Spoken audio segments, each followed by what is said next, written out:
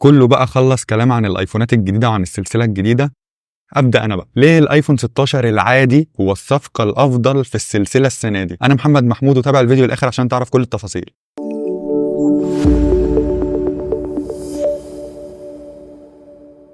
مبدئيا كده وبدون اي مقدمات، انا ما انصحش اي انسان طبيعي بيستخدم التليفون استخدام عادي انه يشتري البرو او البرو ماكس. يعني لو انت مش فوتوغرافر او فيديوغرافر او كرييتور ما تشتريش الايفون برو او البرو ماكس، خليك في الايفون العادي. طب ليه؟ لعده اسباب، اولها التصميم. مبدئيا كده تصميم الايفون 16 العادي والبلس هم اللي اتغيروا عن السنه اللي فاتت، مش البرو ولا البرو ماكس. يعني مش البرو ولا البرو ماكس اللي لما تشوفهم هتعرف ان دي السلسله الجديده، لا انت ممكن تفتكر ان ده 15 برو عادي او 15 برو ماكس، مفيش اي مشكله. مش شكل ال 16 مختلف قوي، عادي هو نفس الشكل ونفس التصميم. انا بتكلم بقى هنا عن تصميم الكاميرات مش اللون الجديد. يعني اما تبص للايفون 16 العادي والايفون 16 بلس هتعرف ان دول السلسله الجديده، او هتعرف ان دي سلسله الايفون الجديد. انما لما تبص للبرو او البرو ماكس ممكن تفتكر ان ده سلسله قديمه عادي، ممكن تفتكر ان هو 15 او 14، مفيش اي مشكله. الكلام ده بقى بعيدا عن لون الديزرت تيتانيوم الجديد ده، انا بتكلم عن تصميم الكاميرات نفسه اللي الناس كلها بتقول عليه ان هو بقى شبه الايفون اكس. بس لا، انا مش شايف بصراحه ان هو بقى شبه الايفون اكس. في اختلاف بسيط كده لو تلاحظ بين الاثنين. لو بصيت للاثنين كده، لو مسكت الايفون اكس وبصيت للتليفون ال 16 بالعادي او 16 بلس، هتلاحظ فرق كبير جدا في الشكل، او في شكل الحلقات دي، او شكل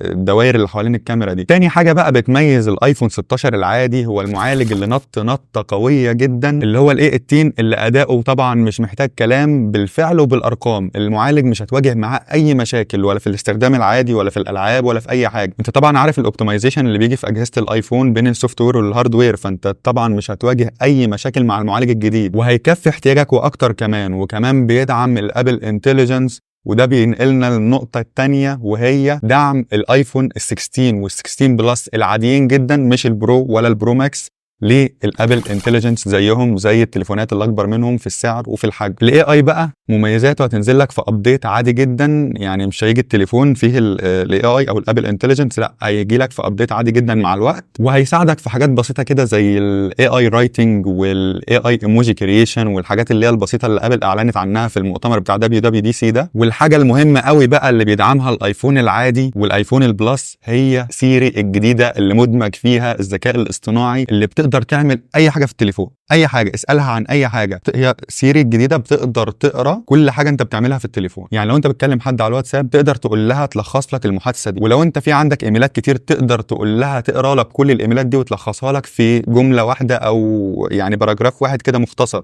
فاهم قصدي؟ وممكن تطلب منها اي طلب باي طريقه باي لهجه وتفهمها، بقاش عندها مشاكل مع اللهجات، لهجه مصريه سعوديه ايا يكن، لان مدمج فيها الذكاء الاصطناعي زي ما ذكرت. وممكن تنظم لك جدولك او تبعت رسائل معينه لشخص معين وحاجات تانية كتير بقى. يعني اما تنزل يبقى دور براحتك وكده. كمان حاجه مميزه بقى في ال16 العادي وال16 بلس ان فيهم زرار الكاميرا كنترول او الكابتشر بوتون اللي موجود الجديد برضه في ال16 برو وال16 برو ماكس. واللي انا شايف بقى ان هي ميزه هتفرح بيها في الاول كده بس، هتستخدمها استخدام تقيل، وبعد كده مع الوقت يعني هتستخدم التليفون استخدام عادي. زي ما برضو نزل ميزه الاكشن بوتون، والناس كلها بدات في الاول تعمل تعديلات وما اعرفش ايه وكلام من ده، وفي الاخر برضو بقوا يستخدموه زي السايلنت بوتون اللي كان عادي اللي موجود في التليفون العادي او الايفون العادي. بس ماشي، دي حاجه موجوده وهتساعدك لو انت فوتوغرافر او فيديوغرافر يعني على خفيف كده، فهتساعدك جدا. يعني لو انت مش عايز تمسك بقى، يعني انت خلاص مش تقدر تعمل زوم كده ولا كده، ماشي استخدمها مفيش مشاكل. حاجه مهمه كمان بقى في ال 16 وال16 بلس ان هو بقى مقاوم اكتر للصدمات والوقعات، او ما يسمونه ابل بالاوبس ريزيستنس، يعني ان هو بيستحمل الوقعات والصدمات والحاجات دي اكتر من السنه اللي فاتت والسنين اللي قبلها يعني. وكمان اتضاف في 16 العادي وال16 بلس الاكشن بutton اللي هو اصلا ما كانش موجود في الاصدارات اللي فاتت غير في البرو والبرو ماكس. دلوقتي موجود الاكشن button، مفيش اي مشاكل، تقدر تخصصه زي ما انت عايز وتعمل اللي انت عايزه يعني من غير الدخول في اي تفاصيل. انت فاهم يعني، انت فاهم. وكمان فيه الدايناميك ايلاند عادي جدا اللي طبعا بتعرض لك الاشعارات بشكل مميز كده، وتقدر بقى تتحكم في الحاجات المهمه والكلام ده زي التايمر والوقت والحاجات دي.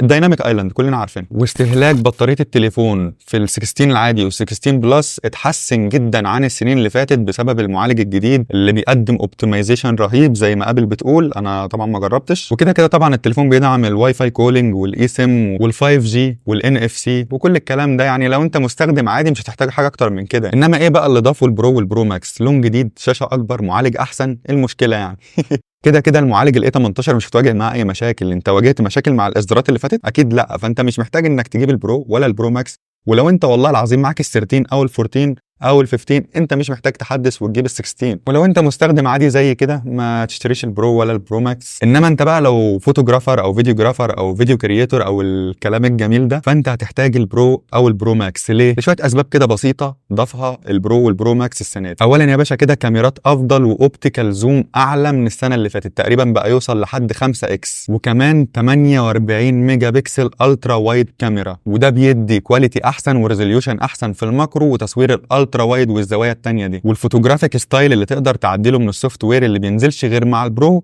والبرو ماكس، ما بينزلش في الايفون 16 العادي و16 بلس. فدي هتحتاجها مثلا لو انت فوتوجرافر او بتصور كتير وكده. حاجه بقى مهمه للي بيصوروا فيديو، ال16 برو والبرو ماكس بقوا يصوروا 4K 120 فريم، فدي حاجه رهيبه طبعا لو انت بتصور فانت عارف انا بتكلم عن ايه. وتقدر بقى تصور 120 وبعدين تعدل من السوفت وير عدد الفريمات، تخليها مثلا 60 24 30 على حسب ما انت عايز، وتطلع بقى الفيديو بالشكل اللي انت تحبه. واضافه مهمه جدا كمان في البرو والبرو ماكس السنه دي هي عدد الميكروفونز الزياده اللي موجوده في التليفون، اللي بتعمل ديتكشن للاصوات وانت بتصور فيديو، وتقدر تعدل بعد كده على صوت الفيديو من الابلكيشن من السوفت وير. يعني تقدر بقى تقلل الاصوات المحيطه، تعليها، تعلي صوتك انت وانت بتتكلم، تقلل صوت الخلفيه، تزود صوت الخلفيه. بس كده اظن يعني هو ده كل اللي بيضيفه البرو والبرو ماكس. فانت لو مستخدم عادي جدا زي ما بتستخدمش التليفون في التصوير، هتشتري طبعا الايفون 16 العادي او البلس. انما لو انت بقى محتاج التليفون للتصوير والفيديوجرافي